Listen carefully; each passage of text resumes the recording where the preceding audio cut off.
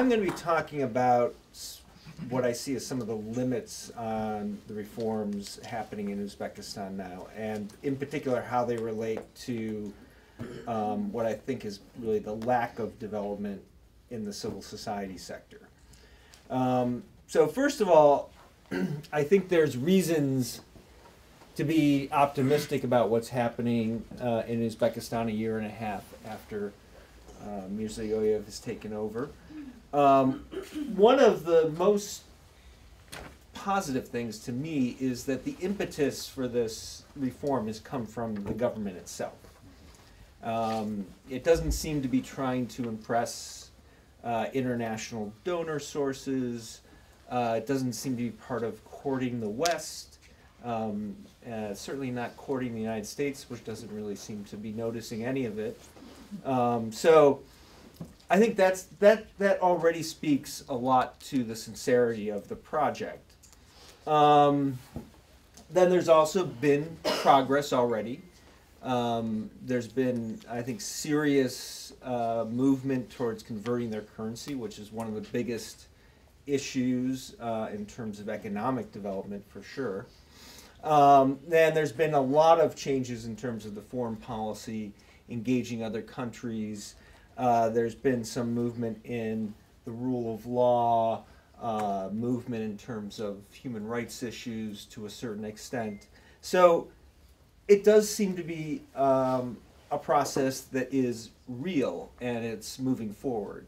It's certainly not a replication of Turkmenistan after Turkmenbashi died, where there was some discussion of reform and then nothing really happened.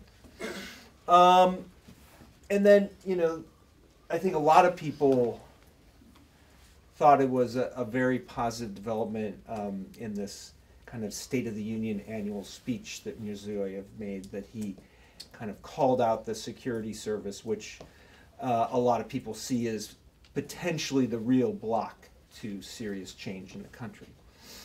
So that's the good news. I think there's a lot of reasons to be pessimistic about the extent of reforms, at least in the current situation. First of all, it's unclear to what extent the president government wants to reform the country. There hasn't, you know, there is a reform program, but there's not really a vision provided of what Uzbekistan is going to look like in the future. Is this really just about fostering foreign investment and economic development? I think there's a case to be made that that's the biggest priority with the government, that they want to bring in more foreign investment. They need economic development. They have a huge unemployment problem. And I think there's a sophisticated recognition on the part of the government as to the different things that go into attracting foreign investment. That you do have to deal with things like human rights. You do have to deal with things like the accountability of the government and so on. Is this an attempt to create a softer authoritarianism in Uzbekistan? Is Mirziyoyev, does he imagine Uzbekistan in 10 years looking like Kazakhstan or Azerbaijan? That is very possible, but again, we don't really know. And finally, you know, there's the possibility that the government really wants to liberalize society to a large extent. I think it's more likely that their vision of what a more liberal society and a more vibrant economy looks like is more like that of Kazakhstan or Azerbaijan, which of course I think would be a serious improvement for the people of Uzbekistan.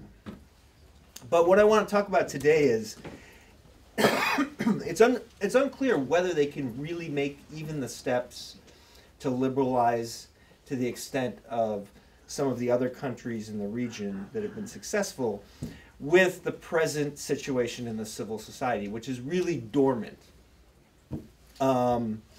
and there's no signs that anything's changing on this front as of yet.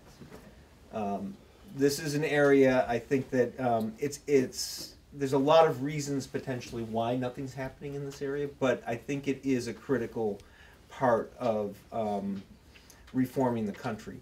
And just to be clear, I wanted to mention what I mean by civil society, because there's obviously a lot of different conceptions of civil society, and by a lot of standards, there is a vibrant civil society in Uzbekistan, in kind of informal sectors and so on. But here I'm talking really about organizations of citizens independent of the government, which are interested in being involved in the politics of society, at least as we understand that with a little p. So not necessarily vying for being a part of the electoral system, but at least being involved in policy discussions. And helping hold the state accountable for its policies. Some cases, maybe even implementing policies, or certainly helping to realize policies. And so you can see where this is a real need if you have a state that, or part of the state that is proclaiming it wants these major changes, and by all accounts is starting to feel frustrated that it's not that easy to just change things, even from the top down. It would be very helpful if there were organizations independent of the state that could be involved in this process. And of course, such organizations could be informal, but to really have serious impact, I think you need more formalized, more professional type organizations. So to talk more specifically about why I think this is important to the reforms, without a more vibrant civil society, the country's population will not increase its involvement in reforms, and the country will experience less innovation. I think that that's the case. It's difficult to just kind of mandate people, please participate in governance. I think that's something that is not going to result in much change. In terms of the agenda of accountability and making government more efficient, which has been a big part of what the president of Uzbekistan is trying to do, civil society organizations can play a very significant role in that, and in terms of being watchdogs, etc. And then, I think to a certain extent, Mirziyoyev's own political power base is, it's fragile. There's assumptions we don't, it's very difficult to see inside the black box of Uzbekistan's elite politics. But there's assumptions that there are parts of the elite that are not entirely thrilled with all of these plans. And so having organizations that aren't identified as just proxies of the president, but are actually independent organizations that would support the reforms, I think would go a long way to increasing his own popular base and ensuring that his power is consolidated. So I think it's worthwhile to explain, for those of you who haven't followed the evolution of Uzbekistan's civil society over time, just to talk a little bit about what has happened in the past in Uzbekistan that leads me to say that right now there really is no independent civil society in the country. So in the 1990s, emerging from the Soviet Union, obviously most citizen organizations were connected to the state in some way or another. This began to change somewhat in the 90s throughout Central Asia. It was both fueled by international development organizations and their funding, and also by the government's actual allowance of the appearance of these organizations. Now, I think nowhere in Central Asia were the governments very thrilled about the emergence of these organizations or willing to allow them to become serious political actors. But you did see them emerging as a force in society that was able to engage on various policies. And in Uzbekistan in the 90s, you didn't see the same degree of development as you saw in Kyrgyzstan or Kazakhstan, but there were organizations, you know, within certain limits.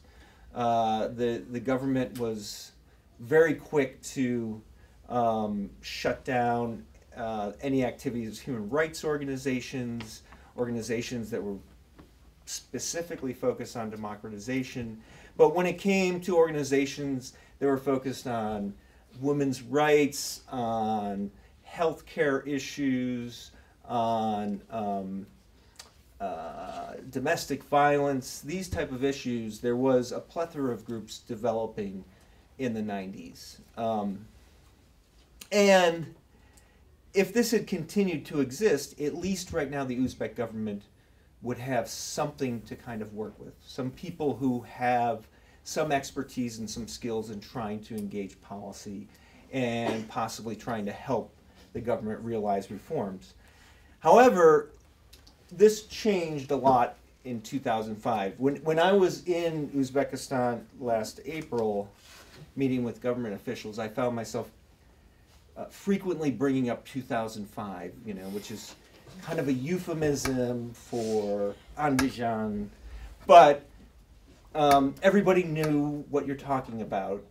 Things changed drastically in the country in 2005, and it actually started before Andijan, because following the colored revolutions in Georgia, Ukraine, and Kyrgyzstan, the government already started cracking down on civil society. There was a general idea throughout the whole former Soviet Union that was also further propagated by Russian media that these revolutions were basically a conspiracy of the West, that it was all about the West's supposed development of civil society, and this is what their actual plan was.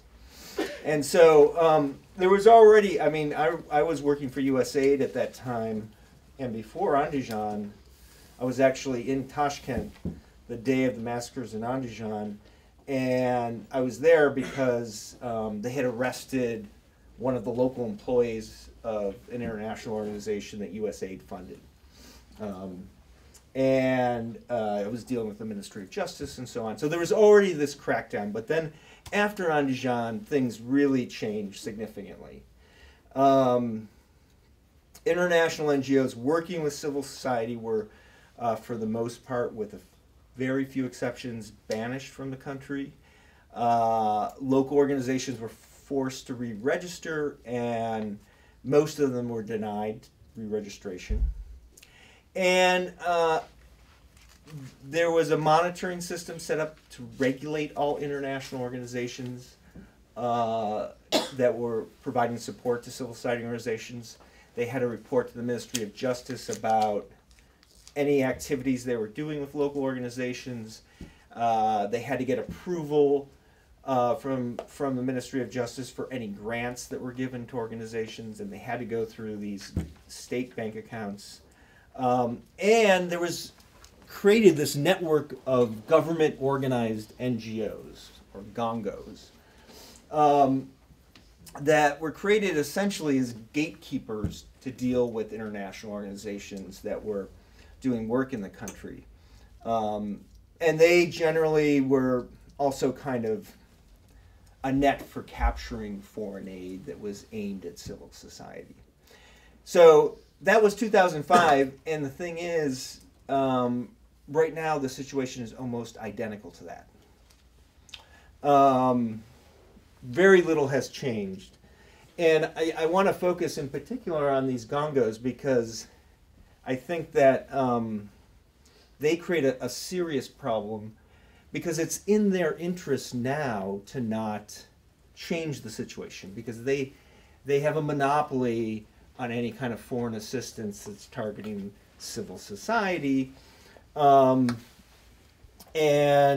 you know, even if the government told them that they should try to draw up a plan on how to create a more independent civil society, in all likelihood they would not really want to do that. But that said, these organizations are not evil. I think they actually are playing a major role in the reform process. I'll just put up some of their names. This one will be familiar to Navbahor. NAISME, or the National Association of Electronic Media, which is kind of the gatekeeper of anything dealing with quote-unquote independent media in Uzbekistan. NANAUZ, the National Association of Non-Commercial and Non-Governmental Organizations.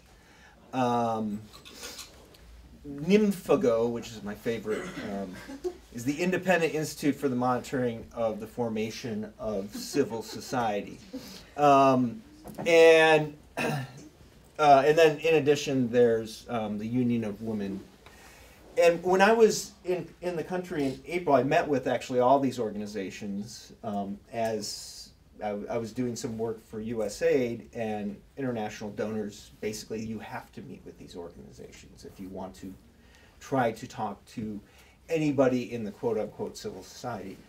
And they were under a lot of pressure to come up with actual plans about how to realize the president's reform agenda. And they were swimming, not having the capacity to actually do that. But to a certain extent, I think they were playing an important role. And they were playing a role that's probably more suited to them as essentially state-supported think tanks, which is what they really are. And to a certain extent, that's an important function. But they're not independent civil society voices that are going to provide any kind of linkage to the population writ large. So I'll just end my talk with how can Uzbekistan revive its civil society? It's going to sound simple, but then I'll also explain why it might not be so simple. So first of all, they need to remove restrictions on international organizations funding local organizations. I mean, if they really want to get international development assistance with the reform agenda, you can't really implement foreign assistance without this, unless you're just, the World Bank providing a loan and individual expertise. But most development organizations work in conjunction with local organizations, and without removing these restrictions, it's just too onerous to really do anything or have any really significant results. But I should mention that one of the reasons this is a problem is the Ministry of Justice has vested interest in the situation not changing, because they have a ton of power right now in terms of being the gatekeeper to deciding what kind of work is done with local organizations, what funding goes to which organizations. So there's a reason that you don't see this changing immediately. Now, making the registration of a civil society organization easy again, and just allowing people to start registering organizations. It sounds simple, of course. I think, given where Uzbekistan's coming from, that's a big leap for them to just say, well, all right, we're just going to let citizens organize. That doesn't necessarily fit in with the top-down reform program that's been presented so far. But I think it could be a really positive thing overall for the reform agenda. And then, encouraging donors to support the development of new organizations and establish processes where local organizations can engage with the government on the reform process. right now they have established a very interesting, again, it's called an NGO, but it's really a government-linked think tank, the Center for Development Strategy, that's trying to do this, but they're trying to do it all on their own. And they're too close to the government to really be able to get down into the grassroots. So it's a real challenge unless you actually allow people to organize themselves. And then finally, they're going to have to deal with these gongos.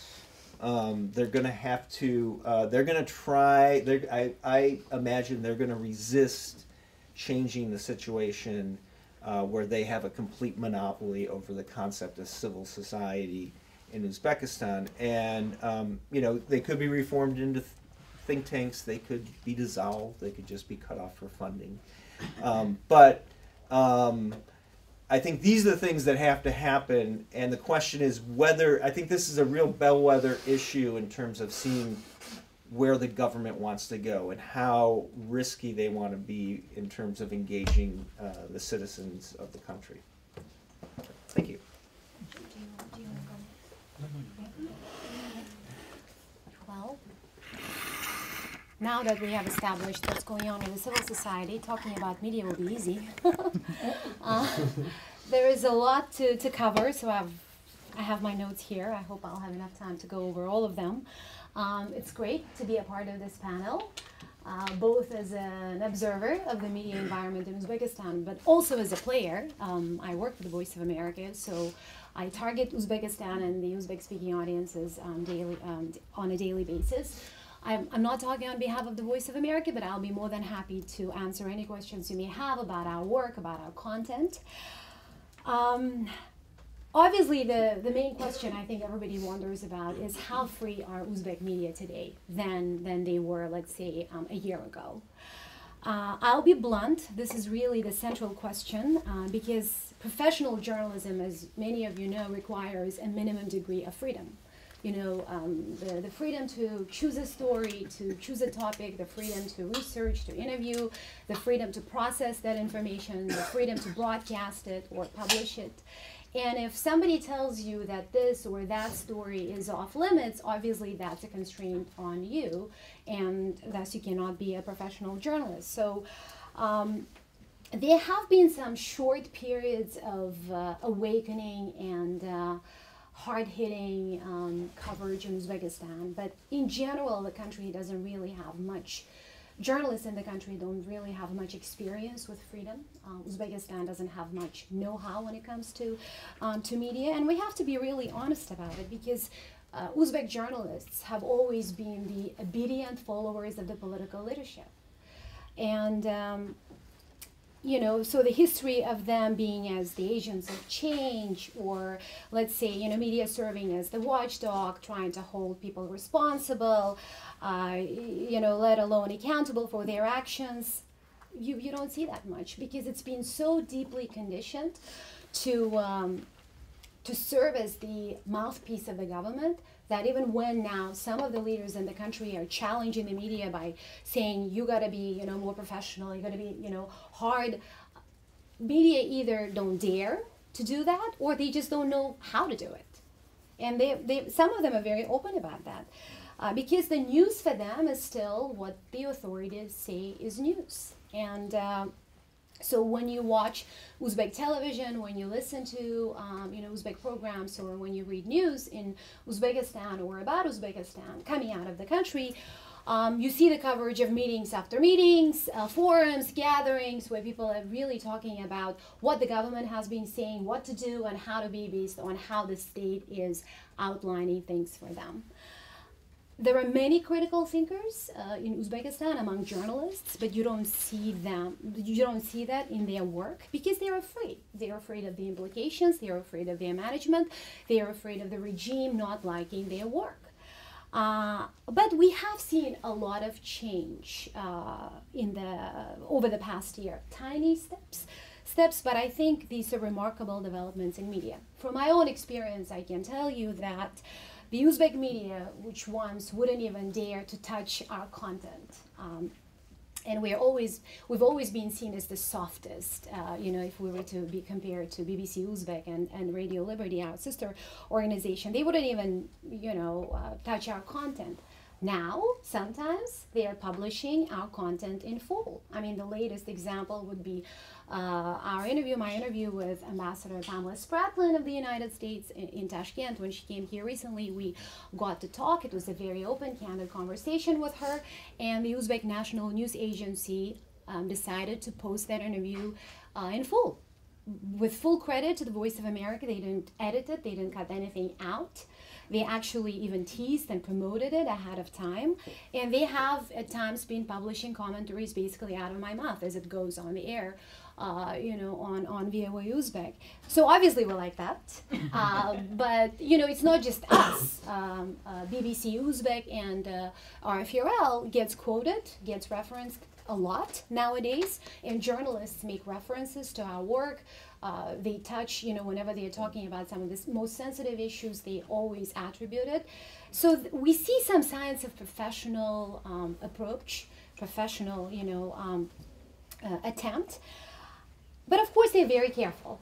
They are very careful. They are very tactical in some ways, but they have been indicating to us that they want to connect. Basically, they want to connect with the Uzbek journalists outside of Uzbekistan. They want to have a professional relationship. And to me, that is the most significant change.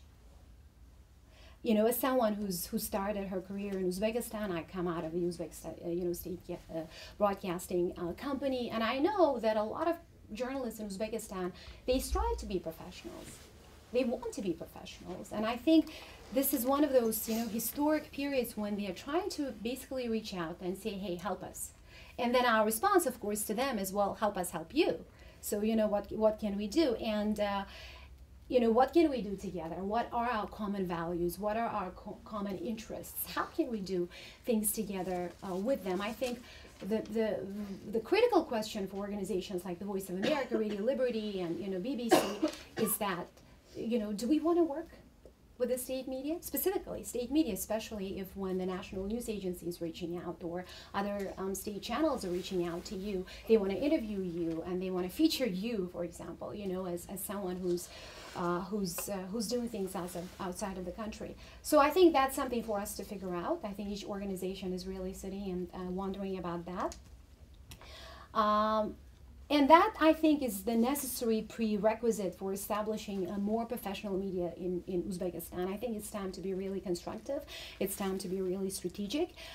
Myself and my colleagues at the BBC and Radio Liberty were recently asked to do a video address to a group of journalists who we gathered in Fergana. And this event, this media workshop, was organized by Fergana Journalists Union, speaking of some of the civil societies in the country. So they wanted us, each of us, to do 15 minutes. 15 minutes is a long time, to do a video address. And they said, we'll run it as it is, and this is your chance to talk to your colleagues at home. And we did it. It went very well.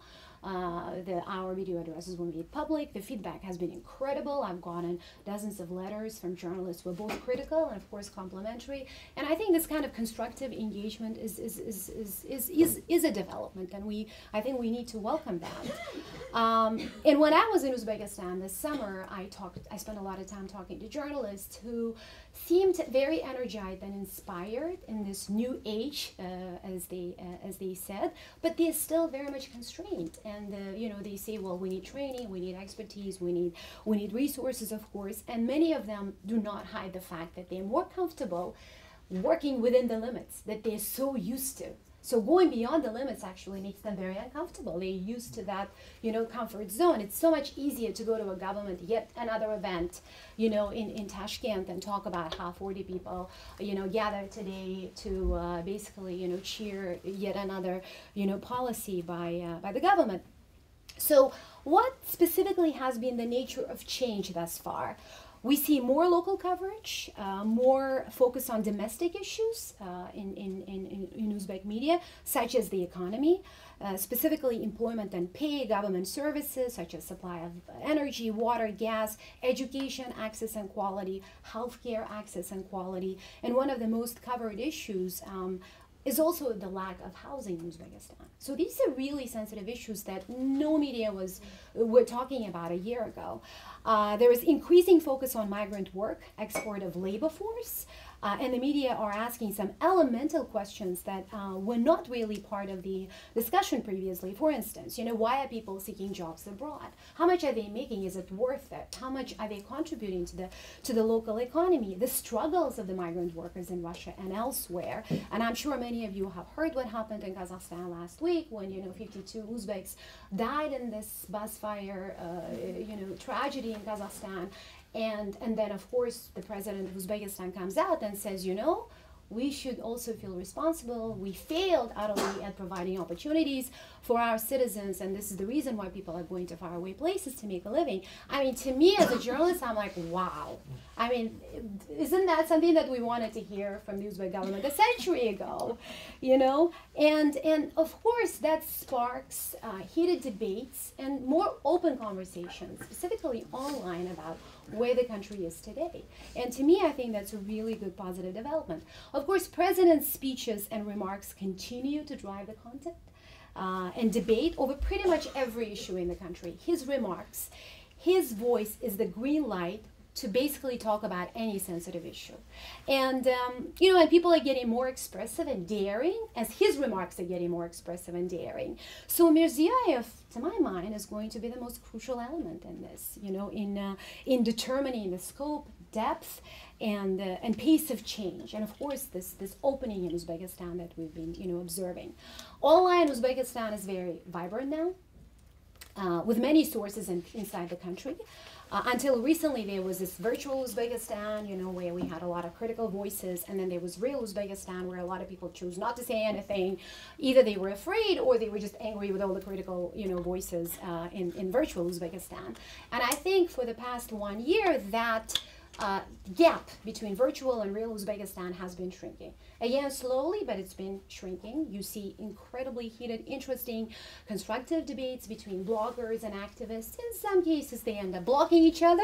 But what happens in that process is that a lot comes out. Grievances come out, ideas come out, thoughts come out. And this is a good therapy for a society like Uzbekistan, where keeping yourself informed is very difficult. If government wants to succeed in these reforms, it needs an informed public. And obviously, informed public then requires informed government. So I think that is something for the government to recognize, and I think there is a slow recognition of that bitter truth, but they're moving obviously very, very slowly. The society, in many ways, I think, is learning to communicate with itself. And when we hear, for example, yesterday's news was that the governor of the Fergana region, is recorded secretly in a media way. He's screaming and cursing the people who are related to the victims of what happened in Kazakhstan last week, and he was calling them bastards. And this is all coming in ugly, Uzbek. It's made public, and people are really, discussing this, and a lot of people feel very uncomfortable hearing this. And to me, as a journalist, I'm like, good, feel uncomfortable. This is what a lot of you have been saying for a long time. Hear each other. Hear each other, and then, that pushes, I think, people to look at themselves. I think it really encourages critical thinking, because at the end of the day, to be able to answer to that question, like how free are Uzbek media today, the preliminary question before that is, what does freedom mean in the current context? And what does critical thinking mean in the current context in Uzbekistan? And I think we see the beginning of that really, sensitive process in the country. Of course, key issues, fundamental problems remain. When Uzbek officials talk about media freedom, they always talk about how thousands of media outlets are there in the country. But they too know that it's actually about content, and it's about the resources, it's about the level of freedom these media organizations have. But they think they can get away by bragging about numbers. And I think many journalists inside the country are reminding authorities now that, actually good content matters, because we see many good content providers inside the country now. And I think that's really nice. I'm going to talk about them a little bit later, but Media organizations obviously lack expertise. They need training. We cannot stress on this more. Uzbekistan lacks journalism schools and programs. Uzbekistan lacks real civil society and proactive trade organizations that can actually fight for the interests and rights of journalists, above all. Online media is definitely the most active media in the country now. They're colorful, relatively diverse content, but most of the content is not original. They are either translated from Russian or from other languages, poorly written, poorly referenced, lots of reviews of international media.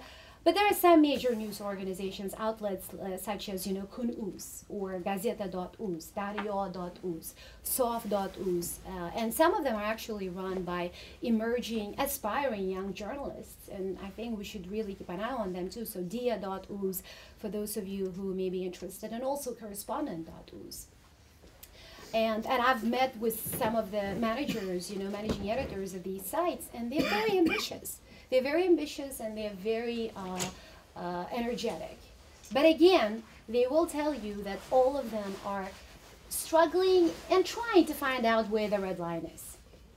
But some of them also believe that, in pushing the envelope slowly, one story at a time, and see what happens, right? Broadcast media, obviously Uzbek State Broadcasting Company is still a monopoly. There are more TV channels in Uzbekistan now, 10 at least under the National Broadcasting Company. Diverse topics and, more variety, interactive shows, very influenced by the Russian media, especially in style and format.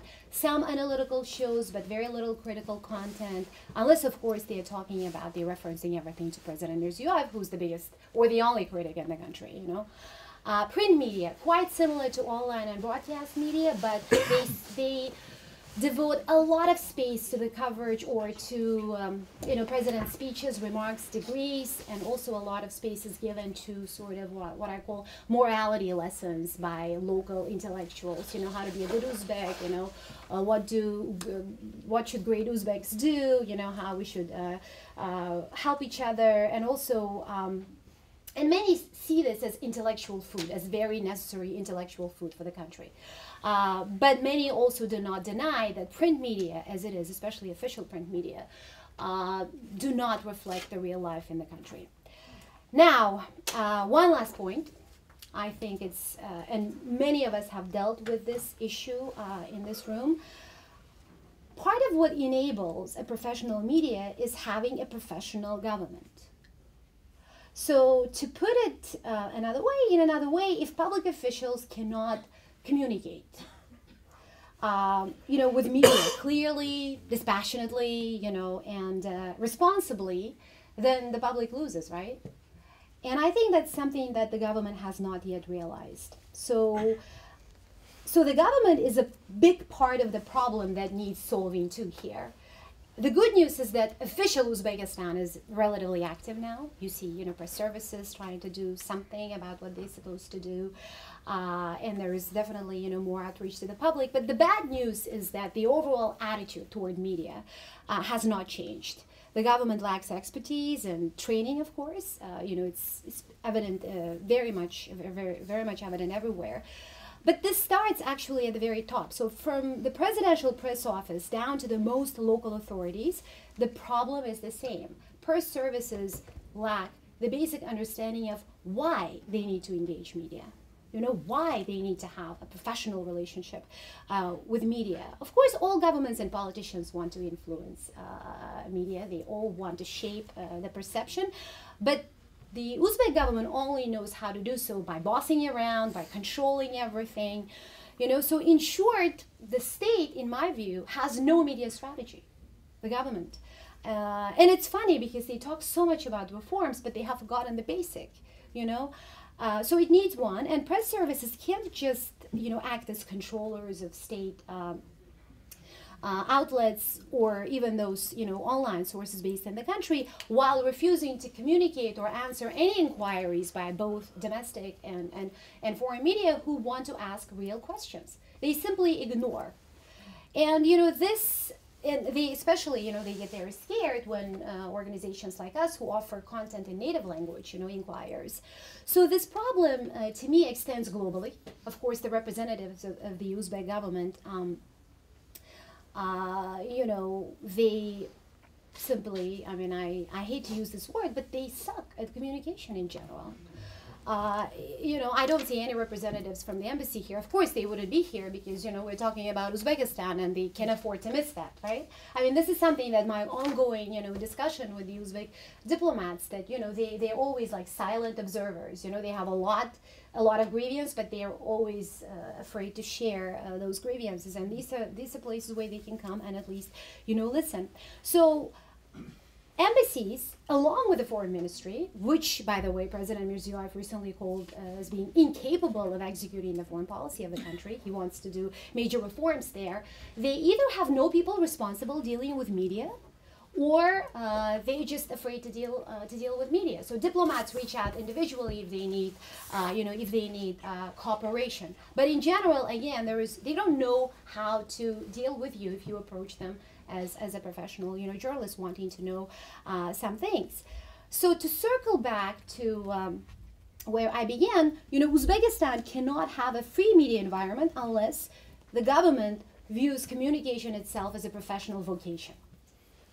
You have to just make peace with the fact that your officials need to nurture this professional attitude. They need to have a professional attitude toward media, whether they are local, Uzbek journalists or foreign journalists. And it needs to change now more than ever because guess what? President has been making some unprecedented remarks almost on a daily basis. He's the biggest newsmaker in the country. And the lack of communication services within the system is failing to highlight those things. And then you cannot block those who are highlighting. For example, I wasn't blocked by the Uzbek president's Twitter account until September when I was live tweeting about what Mirziyoyev was saying on Independence Day. I was actually highlighting some of the good things that he was talking about, and all of a sudden I'm blocked. And I bet you these people who were blocking us, they have no idea what is being said. So, they're just afraid. And I know that the Committee to Protect Journalists is blocked by them too, which is a shame. And then we have the question of accreditation, which is still a very painful process involving several parts of the Uzbek government with no one taking a leading role. I constantly hear that changes are coming, but so far we haven't seen much. So that's that for now, and we can tackle others in the Q&A part.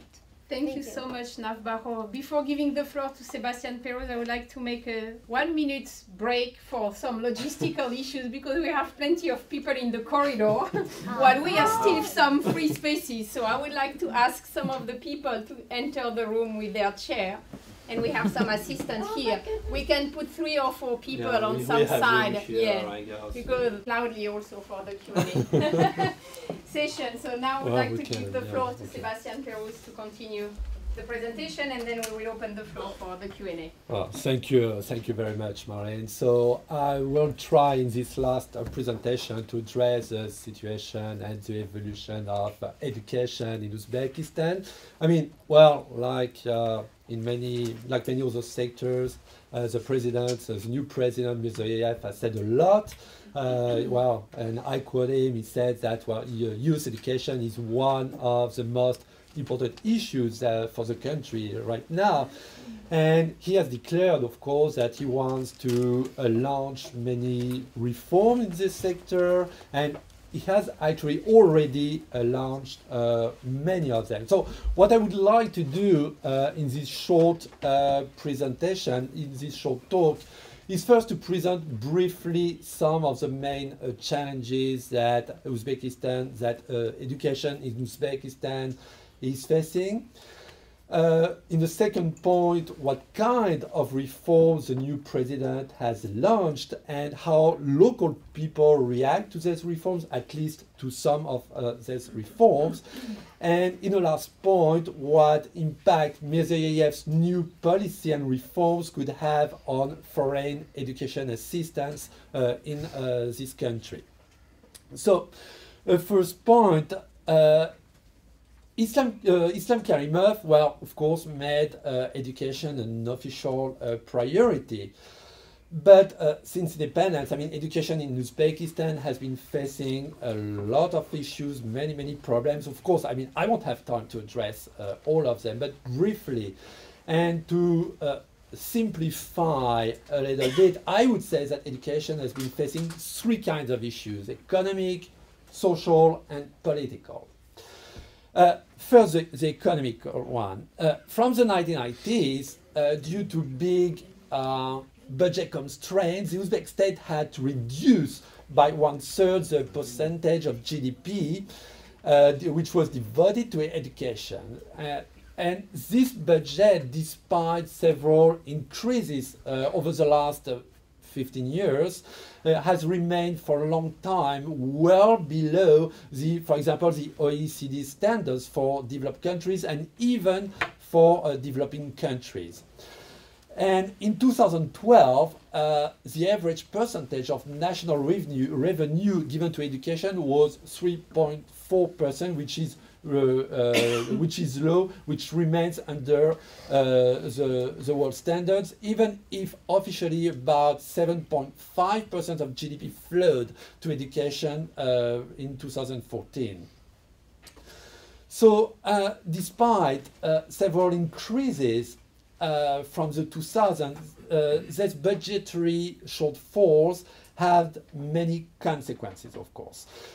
Among some of them, I mean, this led the political authorities to prioritize secondary education at the expense of other levels, and this has had several consequences. First, nursery schools have considerably declined in all the country. In the 2000s and 2010, only 22% of Uzbekistani children had access to childhood care and education. And today, according to several sources, close to at least 1,000 schools have fallen into disrepair. As for primary schools, despite a high enrollment ratio, which is close to 100%, for a variety of reasons, at the start of the 2010s, almost 180,000 Uzbekistani children were not regularly attending a primary school, which equaled half of all Central Asian children outside the school system. And as I said, although the government focused on its efforts on secondary teaching, in 1997 it reduced the time of obligatory instruction from 11 to 9 years. And besides, many secondary schools operate according to a system of 2 or 3 rotations. I mean, the pupils are schooled for only a few hours per day in order to make space for other pupils earlier or later in the day. And lastly, at the tertiary level, the government has greatly increased the number of higher institutions from 37 in 1991 to 59 in the mid-2010s and even 75 in 2017 to respond to the quickly increasing number of applicants, which grew from 540,000 in 2014 to almost 730,000 in 2017. So this is really a huge increase. But even if the government increased the number of higher institutions, the percentage of applicants for tertiary studies and who managed to get into a university has significantly declined, going from 15% under the Soviet regime, more precisely in 1986, to 9% only in the mid of the 2010s, which means that only 1 applicant out of 11 is able to enter in university in Uzbekistan, which is a really low figure compared to many other countries in the world. The second problem that Uzbekistan education is facing are, of course, are related to some social issues. The decline in living standards of a part of the population and the increasingly elevated school fees led to a decline in enrollment. For example, according to the World Bank, in the end of the 2000s, only 5% of children from Uzbekistan's less advantaged family were enrolled in nursery schools, compared to 46% of children from the country's wealthiest families. And these disparities are even more pronounced in tertiary education. Almost 60% of university students belong to the quintile of the most well-off families. So considering that, for example, today, more than 2/3 of students study on a fee basis at the bachelor level, and 3/4 at master's level. This means that many Uzbek households are unable to afford the enrollment fees and sometimes cannot even pay for lodging or transport to university. So, of course, these inequalities substantially impact the country's development, since they contribute to increase higher school dropout rates, to reduce the development of capacities of youth from underprivileged backgrounds, and this maintains them in the cycle of poverty. And third point, last but not least, of course, the Uzbek government authoritarianism has considerably curbed education reforms.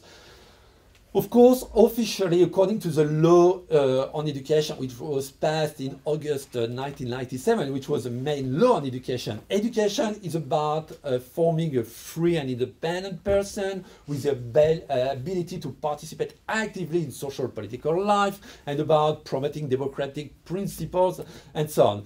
Yet, beyond this official rhetoric, the whole education system from kindergarten to university has remained highly regime-centric, really based on state ideology.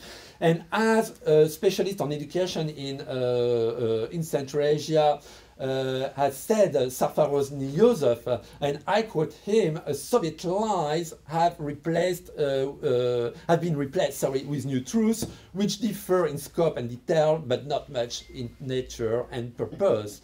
So from what we have seen is that in Uzbekistan from the 1990s, the Uzbek government's personality cult heavily imposed itself on curricula. School curricula remained largely stamped by the Soviet conception of a unique truth, and students remained, I would say, to summarize, perceived as knowledge receivers, much more than as knowledge producers. So this is, of course, very, very briefly presented some of the issues that education in Uzbekistan is facing. The list is, of course, not exhaustive, but the arrival, and I'm coming to my second point, the arrival of a new president in 2016 has opened new perspectives. In a little bit more than a year, I mean, Mirziyoyev has undertaken many reforms in the sector. I won't, of course, list all of them and all the projects. Let me just mention maybe some of the main ones. For example, a Ministry of Preschool Education and a specialized training for preschool teachers, specialized training center, for preschool teachers were created last year in 2017 with the goal to increase by 1.5 times the enrollment of children by 2021. Where another reform is that whereas Karimov prevented the development of private schools, now, I mean, from 2018, private kindergartens and schools will be able to work in Uzbekistan, and a grant system will be created to train talented children in their schools. For teachers, regional teachers training centers will be opened and funded by the state to raise their level, which is considered too low. The government has also tried to increase the number of students at university, both on grants and grant and fee basis by increasing the number of places in the university, but also by creating more and more evening classes or by correspondence courses. So there are really plenty of initiatives that Mirziyoyev is trying to launch. Now, 2 points here. First, it's of course too early to measure the impact of many of these reforms, initiatives, and decisions. And second, some of the reforms launched raise, of course, questions. And I will mention here 3 examples. The first one is that some of these reforms, I would say, are elaborated hastily. For example, Mirziyoyev decided to launch the revision and the publication of a number of new textbooks, which is, of course, a very good thing considering the regime-centric approach of textbooks under Karimov. But the pressure, I mean, I had some interviews. I spent a few weeks in Uzbekistan last October, and I had some interviews, and what I heard is that the pressure on the textbooks' new authors were such that, according to them, some of them had actually to rewrite these textbooks in only 2 weeks. So this was, of course, raising some concern, of course. The second example is that, as I already said, Mirziyoyev wants to allow a high percentage of high school students to access universities. And of course, again, this is a good point. But among the measures he has adopted, he has decided to match as much as possible the number of colleges to the number of universities, which would make easier for students to go, of course, from high school or from colleges to university. And of course, well, this policy has raised many questions because one of the decisions of the government he has decided to close 67 of 144 high schools, which really caused a wave of panic among some parents that I talked to. And the third point, Mirziyoyev has also decided to bring compulsory schooling back to 11 years, which again is likely to be an important and a good decision. But this decision involves some 22,000 additional teachers. So now the question is how to recruit teachers.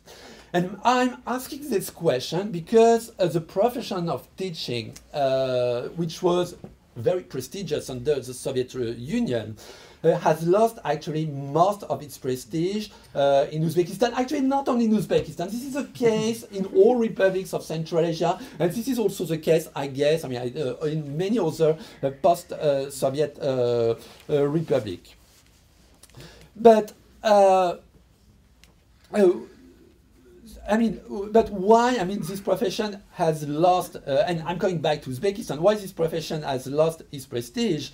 For example, the average salary of a school teacher or professor is less than $200 a month, which is largely not enough to ensure a decent standard of living, which means that many teachers are obliged to have several jobs to meet the needs of their family. And their purchase power, that's what a lot of teachers complain about, their purchasing power is even more reduced by some supplementary deductions, such as, for example, the obligation to subscribe to newspapers, to state newspapers and journals. So a teacher, and beyond that, teachers criticize what they deem is an excessive workload, because apart from the already heavy load of teaching, many of them are compelled to do additional duties such as maintenance of the school premises or are regularly mobilized for the subotniki, for example. So all these conditions, of course, have a huge impact on the profession and on the level of teachers, on their motivation. First, these conditions breed an immense corruption of the teaching body, and especially at the tertiary level. Second, they have demotivated a growing number of students graduating from teaching colleges, pedagogiczne instytuty. What we see is that many change their career after graduation or leave the profession after only a few years of teaching and go to more remunerative profession. So in 2017, it was estimated that Uzbek schools lack as many as 20 to 25% of teachers. So the problem of teacher is therefore a kind of tricky question in Uzbekistan. And I would say that even under even under the previous regime, when Karimov took the decision in 2012 to prohibit teachers from working more than 1.5 times with their regular workloads, many teachers actually considered that this measure was impossible to implement. And my last point, because I have only 5 minutes left. So what is the impact of Mirziyoyev's will to reform the sector on Western engagement in Uzbekistan, on Western education assistance in the country? Well, foreign education assistance, its modalities and its impact, of course, continue to be intensely debated. And I would quote here two of the most famous specialists on foreign education assistance, Abi Riedel and Miguel Nino Zarazua. There is actually, of course, there is no set and established blueprint of what to do. That can be applied generally to all countries. So my goal, of course, here is not to get into the huge debates on foreign education assistance. I don't have time to do that. But one of the points that could be of consequence on Western involvement is. I don't mean a real process, of course, of democratization, and I totally agree with Sean. We really have to remain extremely cautious about it. But at least a certain decrease, very moderate decrease of authoritarianism, and maybe a greater openness to cooperation with foreign countries. For example, Karimov, as you know, and as Sean said, largely hindered Western assistance, which it worried could spread, ideas capable of causing so-called color revolutions and so on. And he had consequently largely restricted the access of international organizations or NGOs in general, or in general foreign donors to local stakeholders, for example, to teachers. But despite, as I said, many debates and disagreements among specialists on the stakes and impacts on foreign education assistance, a huge majority of them consider that it is essential to go beyond cooperating mainly with the ruling elites. Why? First, because by addressing the needs that have been defined by, I would say, a clique at the top, an elite at the top, which is marked by its exclusivity, by authoritarianism, and by corruption, foreign assistance may actually contribute to increasing the risk of instability in the country. And second, because in any society, knowledge, of course, is not a continuous flow that is transmitted from the top to the bottom and from the bottom to the top, but knowledge is decentralized, knowledge is dispersed among individuals, among organizations, and so on. So, and any government, whatever its authoritarianism, whatever its control of a society, does not always have the resources to evaluate the needs and the difficulties of the sector or to implement reforms at the local levels. And under Karimov, local stakeholders, that is, talking about, for example, teachers, parents, and students, have been very rarely included in the process of making decisions on reforms. And as a result, reforms have often been ill-received. And for foreign assistance, and I take here the example of the EU, which has been trying to engage a lot in education here in Uzbekistan. This lack of local connection has considerably limited its ability to evaluate the needs of Uzbekistani society, and as a result to adapt its project to the local situation. And so this lack of local stakeholders' ownership has led some Uzbekistani stakeholders to resist actually reforms suggested by the EU. One example, several scholars have noted the very limited impact of European and Western projects that have pressed teachers to switch, for example, from teacher-centered to child-centered learning. For many teachers in Uzbekistan, concepts like that, such as student-centered learning, is sustainable and is unsustainable, and will be implemented. Won't be implemented. Sorry, unless there is a significant improvement in their social conditions. For example, an increase in salaries, lightening of the workload, political liberalization, just to make them more motivated to implement this kind of reforms coming from the European Union or from the United States. So the question now is whether changes initiated under the government of President Mirziyoyev have opened up new possibilities for assistance.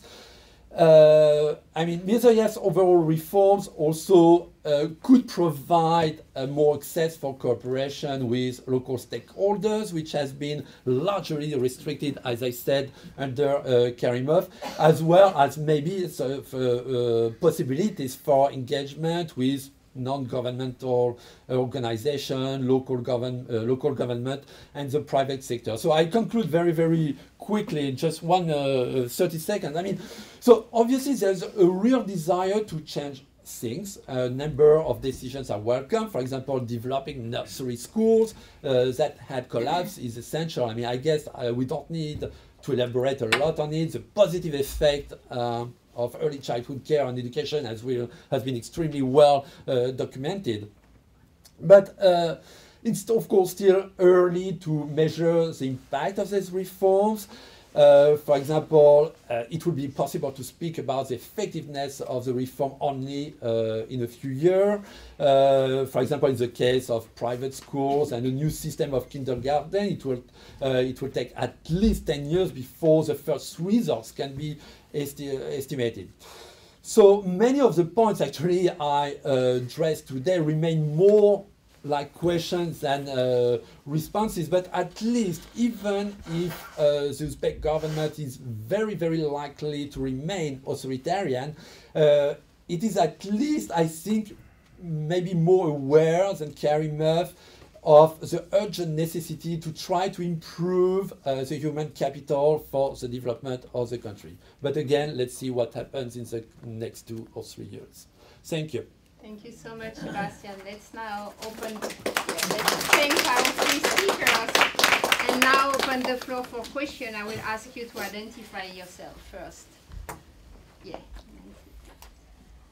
Thank you, all 3 of you. This is really an interesting. And try to speak loudly for people who are I'm sorry, I'm Nancy Lubin. And I've been going out here a long time, I suppose, to Uzbekistan. And I guess I have a couple questions. One, and I haven't really formulated them, so, whatever. But first about the journalism, it seems to me, I mean, I remember even back in 1978 when I was a grad student in Tashkent, and the local really glossy magazine decided to do an article on me, when they took these great photos and interviewed me forever, and they wrote this beautiful, really engaging article, and most of it was true, and some of it, was just to make everybody feel really good reading it. But I say that because I think in Uzbekistan, my impression is there's always been really good writing, and there have been really good covering stories and cultural events and positive things that were going on. The writings were beautiful, and it's just sort of that the message people wanted to give in the articles, and staying away from any economic or political issues that, you know, might put you out of favor with the regime. And I say it because in the throughout the 90s, there were a whole bunch of journalism programs that were going out there. I went out with Chuck Lewis. There were all these committees for whatever, who really tried to work with bright, good writers, journalists in Uzbekistan to cover stories a little bit more thoroughly, you know, and they had great success in teaching people how to write, but those people had no outlet to write in without being hauled in. And I remember at every meeting they were asking, oh, okay, so what would you do? You know, would you be there for me if I'm hauled in? So I'm just curious that. And second, you know, Sean, you've been doing this for so long with USAID and others out there. Given this little opening now where the government seems to be for reforms, but just so far, if USAID went in, what would you do differently from the last 20 years, not just in what you do, but how you do it? I mean, you're right. You know, there's always been a group of journalists who've been very passionate and, you know, professional enough to exist within that system, but very little experience with hard news coverage, though. You know, I mean, that's where actually the lack of expertise and training comes in. I mean, I started out doing children's programs, you know, PBS kind of educational shows, and I grew up in basically in the broadcasting sector. So obviously, if you were, again, as I said, if you were the obedient follower of the political leadership, you did fine, you know, and as they say, publicistica, right? I mean, a lot of journalists were either poets or writers, and you had to have this special talent, and to be able to get admitted to journalism programs, you needed that kind of a talent. So I never wrote any poems, I'm not a writer, I'm talentless in terms of that, you know. But for me, I think hard news was really what, you know, where my passion was. And I started out in covering basically Uzbekistan's relations with the world. I covered embassies when, you know, starting from the age of like 17, 19, that's when I came into the system as a paid, you know, employee producer. And again, you know, you did well if you stayed within the limits, you know, if you didn't ask the kind of questions that the authorities did not ask. Again, they told you what news was, you know, and that culture still remains very much so. And unfortunately, the journalism programs, the only journalism faculty in the country was the one at Tashkent State University, which is now Uzbek National University. And in the late 90s, they started another journalism program called International Journalism Program at the University of World Languages, where I had the pleasure of teaching for a year. And Behzod actually happens to be the graduate of that you know, university. He's got 2 degrees there, and I think he's done very well, right? And there are many others, you know, talented people, definitely, great writers, definitely. But we've always had, as I said, very short periods of like, you know, where we could do something, right? A lot of people tend to romanticize about the early 90s, you know, where, wow, you know, there was some level of freedom. But that freedom was kind of tolerated within a very short period of time. And these people, most of them were opposition party members, and again, poets and writers. And I think we've never really gotten very serious about having professional journalism schools where we were genuinely interested in producing professional journalists, not the people who would do good at being the mouthpiece of the government. And unless the government changes its attitude, I don't think we're going to get there. I mean, President Mirziyoyev has been talking about opening a new journalism university, journalism and mass media university, and I've been screaming from Washington, basically saying that, please, this should not be a state project. Because if this becomes a state project, forget it. It'll be yet another project where, you know, the government will be dictating who teaches, what they teach, and how they teach. That's a big question. I mean, you'd have to take my class in development in Central Asia. I'd love to. Are you hard grader? Yeah, we're you know, we're tough.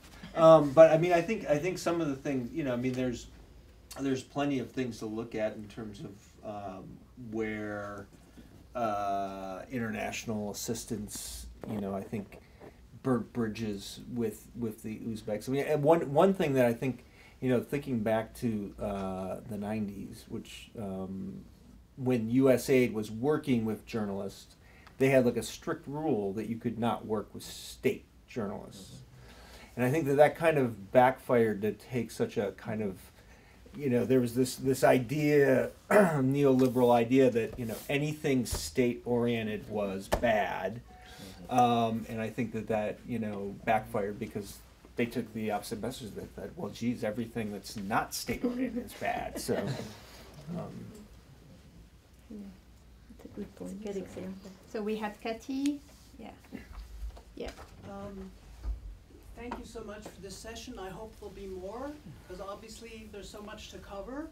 I wanted to ask a couple of specifics.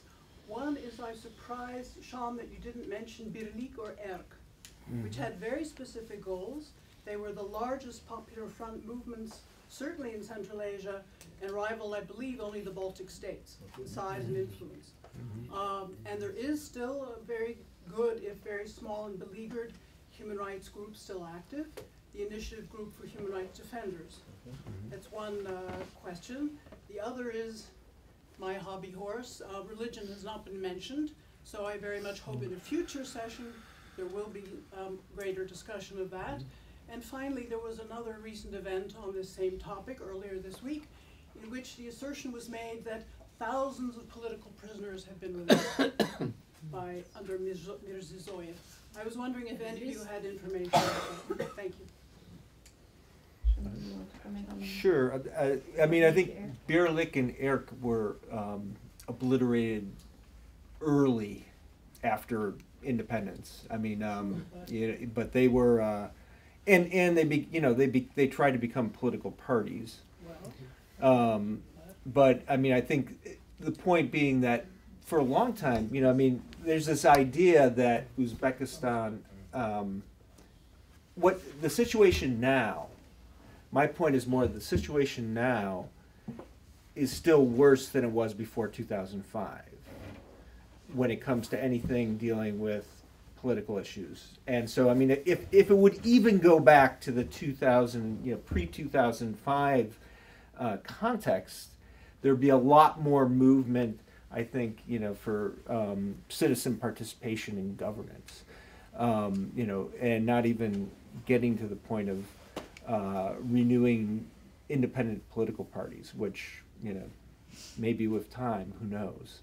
And in terms of human rights groups, I mean, they have existed throughout the 90s and to this day, and they've always been under intense duress. I mean, they can't engage the government. I mean, all they can do is, monitor and try to get information out, which I think, I mean, it's admirable work, but it's not, I don't think it's can be seen as a vibrant civil society where the state is actually tolerant of voices from people. There has been some engagement in 2017, especially in the summer, and when Human Rights Watch, was in Tashkent in September, and some of the people like Surat Ikramov and then the head of the Azgulik Human Rights Society, Vasily Noyatova, they were part of the talks, at least, and they were government officials in those conversations. So there have been some progress in that, and I think U.S. Embassy also has been very much involved in this. They maintain a very close contacts with them. I mean, on Thanksgiving Day, Ambassador Spradlin actually hosted the former political prisoners at her residence, and this was a big display of it was tweeted, and the embassy put a statement out basically saying that, hey, we're supporting these people, in some ways, and I think that was a signal. But to see that thousands of religious prisoners, by the way, as far as the Uzbek government is concerned, there are no religious prisoners, right? No, there are no political prisoners, God forbid, right? So, and I think to say that thousands of them have been released would be an utter over-exaggeration. I would keep it in hundreds. I think it would be accurate to say so. It's true that President Mirziyoyev pardoned 2,700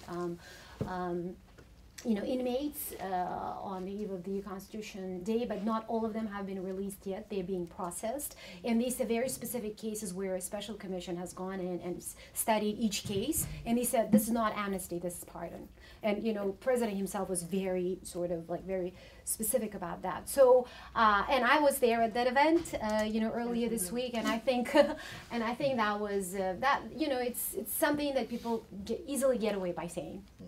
Because it's very hard to have specific numbers. I mean, even as journalists who cover Uzbekistan, we don't have those numbers. And if you approach the government, even if you corner them and if you force them to give you some numbers, they won't be, because again, they will tell you, we don't know.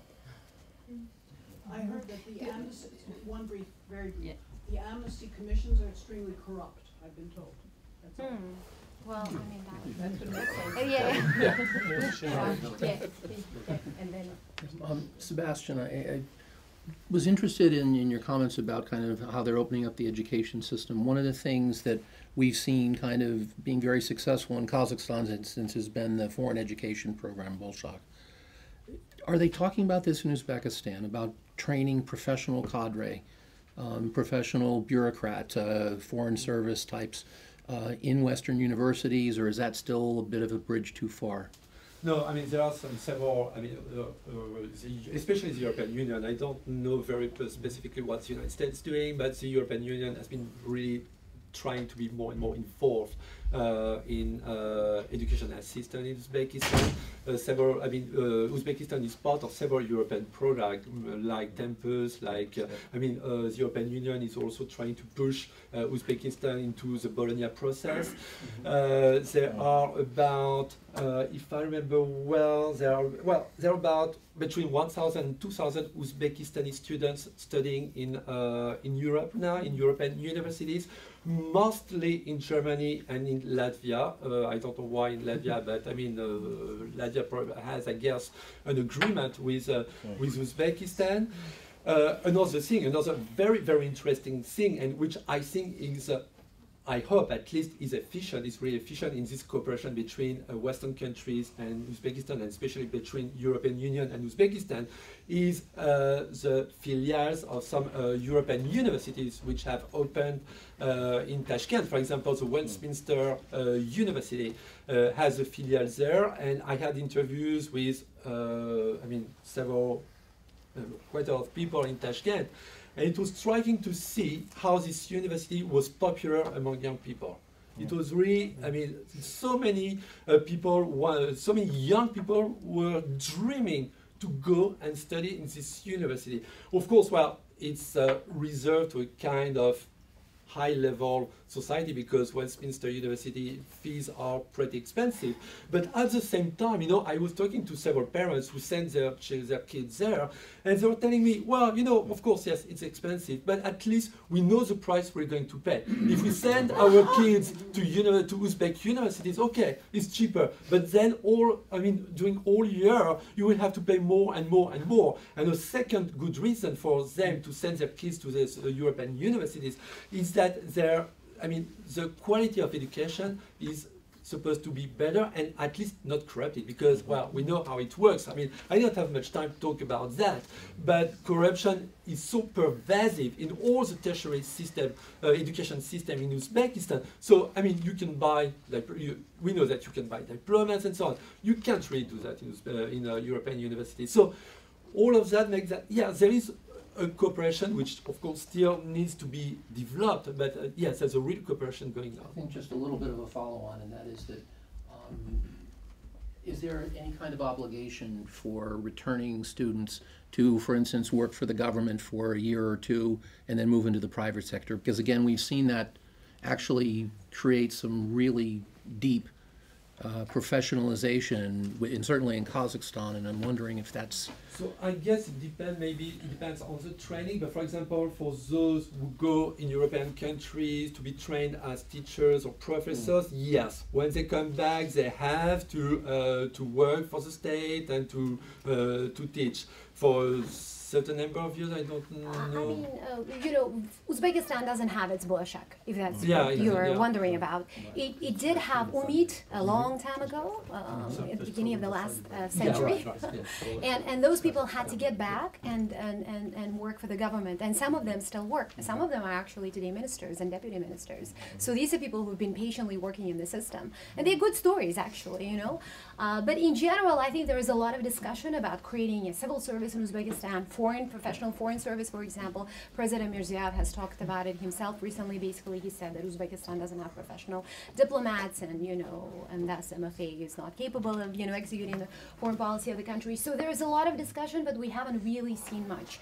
I know several Uzbeks professional who have been very successful in the academic environments here in Europe, who are planning to go back and become, let's say, prorectors, you know, the deputy rectors of these universities and start various programs. I think in the next 1 year or two, I think we should see some progress there, but there is just a lot of discussion of it. And just to follow up very, very quickly, and I had actually some interviews with some young new teachers, you know, trained in Europe. So the problem is that some of them, and I would say, I don't know. I don't know how many of them, but some of them, when they go back to Uzbekistan, first they don't accept the working conditions, which are, I mean, for teachers so difficult, and they consider that they won't work for $200 a month. So what happens is that they just work 1 or 2 years, and then they leave their job and they go and find another job, which thanks to which they will make more money. And so that's a nice way for me to give the floor to someone from Westminster University, Mira, our Central Asia Program Fellows from Uzbekistan. Thank you, finally. Thank you very much. I'm Jamira from Uzbekistan, from Westminster, which you're talking about now. And it's been interesting to listen to your observations. Also, I have some answers, maybe. I'll attempt to answer to your question about the foreign assistance and foreign presence in Uzbekistan. So first of all, the oldest one, Westminster International University in Tashkent, is very popular, because it is the best, it is the good, and the quality of the education and, you know, provided at Westminster is the same as in British standards, because we use the British standards, and it's also Uzbek Public University. It's not a branch, it's not a filial, because we have debates about it, because it's called international branch campuses, but it's not really filial, because it's a partner institution which has autonomy to run its recruitment and everything, finance. It has fully autonomy to run itself, also academically, also financially. So that's one example. Another one, there is an initiative on opening up another British institution. It's not the same as Westminster, but it is more like a filial. So that is Leicester. As you know, in the UK, some good universities which are interested in Uzbekistan opening up them branches or having partnerships with them. So another one is Leicester. And also to your question about these system of, like in Kazakhstan, they have 2 years obligations returning back from home to work.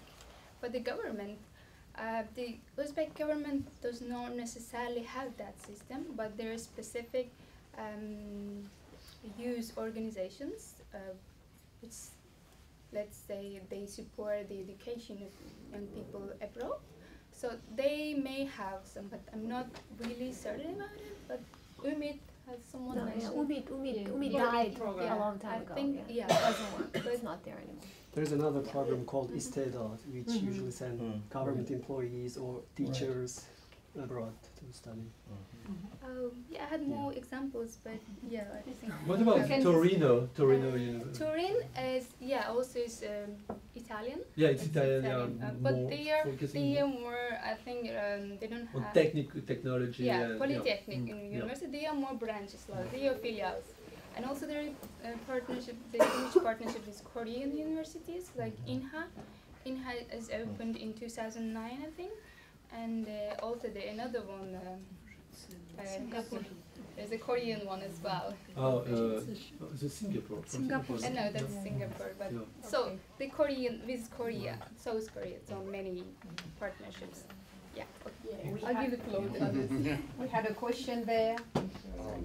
Yeah, my name is Will O'Rourke. I'll try to keep it brief. My question was to Dr. Roberts, and it was more kind of a question when I'm thinking of these gongos, the concept of maybe like more like an AstroTurf organization that's working hand in hand with the government, especially with this transition going on from Karimov to Mirziyoyev.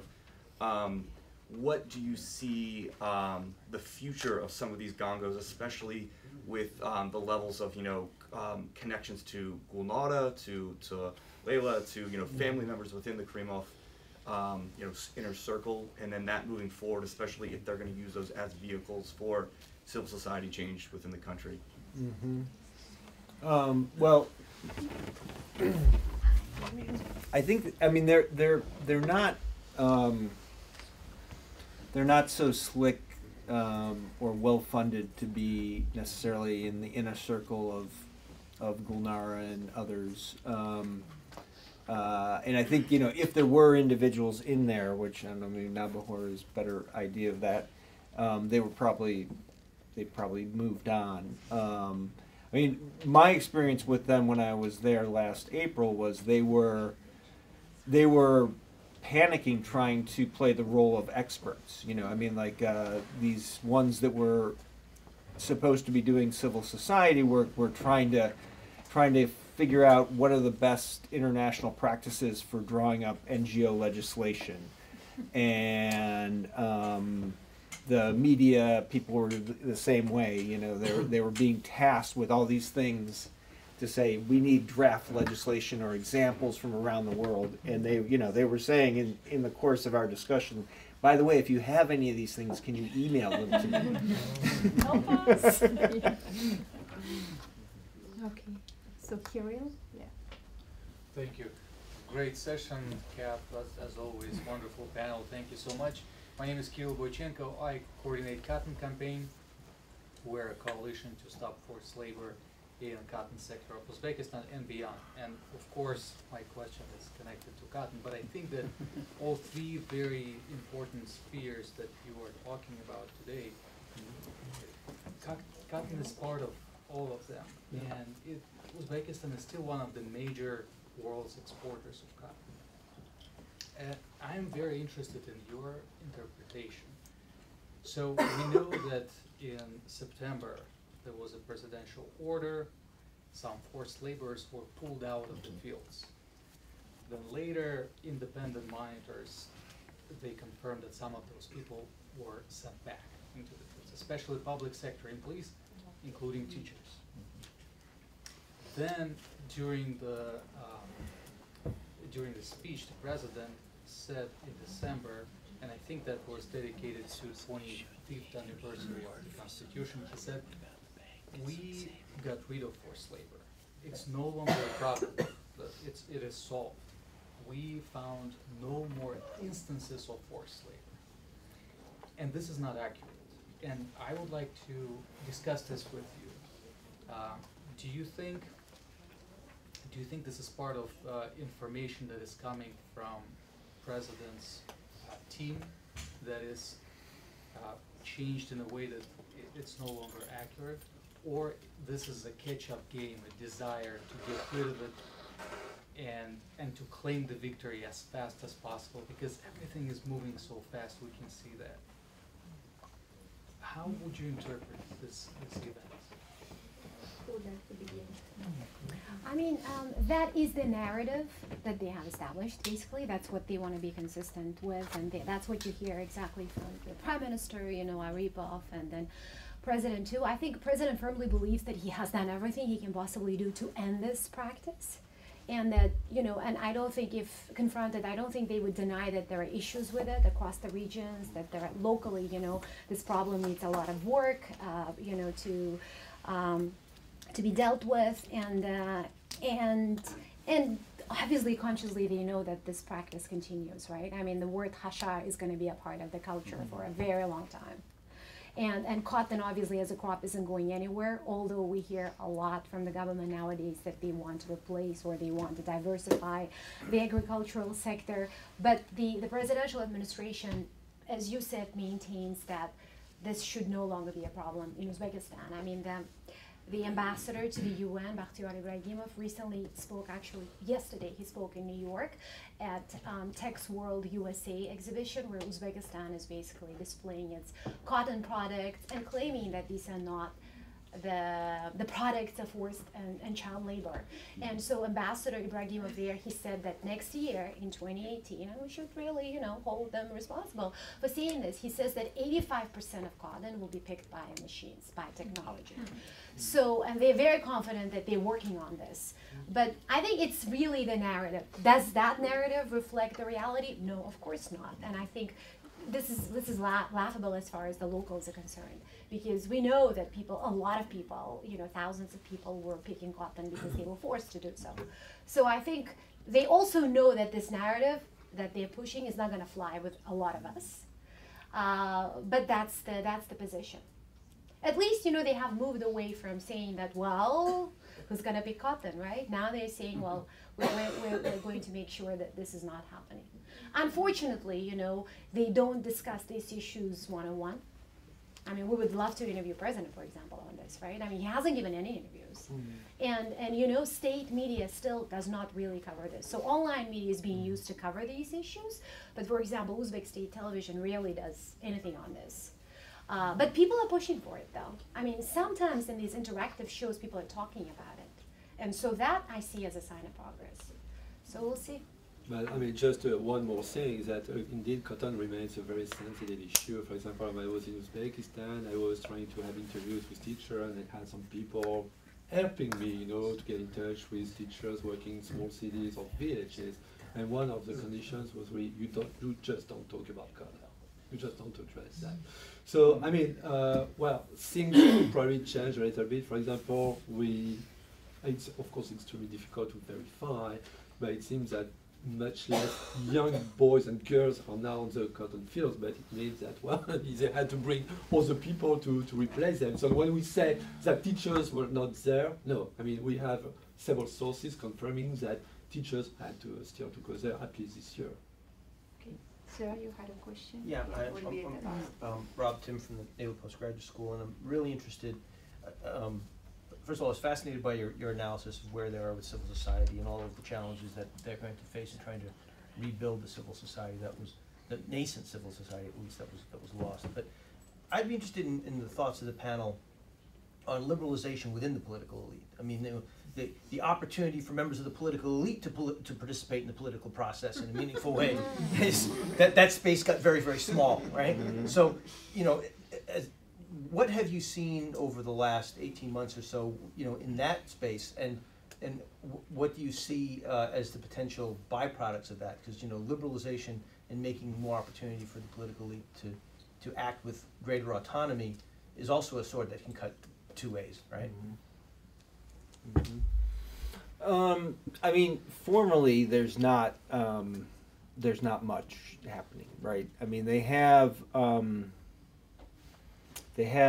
don't know how many parties, 4 or 5? I can't remember. But 5. Yeah. 4 parties and 1 movement. Yeah, that's right. Yes, the environmental movement. But it's very interesting. I actually, before Karimov died, there was this talk about making the parliament more of a place for diverse discussion about policies.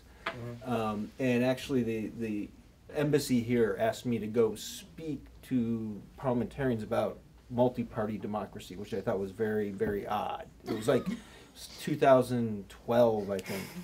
And you did it. Yeah, I did it, yeah. Sure, why not? What did you say? That was a great opportunity. But they, you know, there was, these parties were created by the government again. So there, you know, it's like there's a farmer's party, there's a worker's party, there's a businessman's party, there's the president's party, and then there's the environmental movement. And it's all very kind of artificial.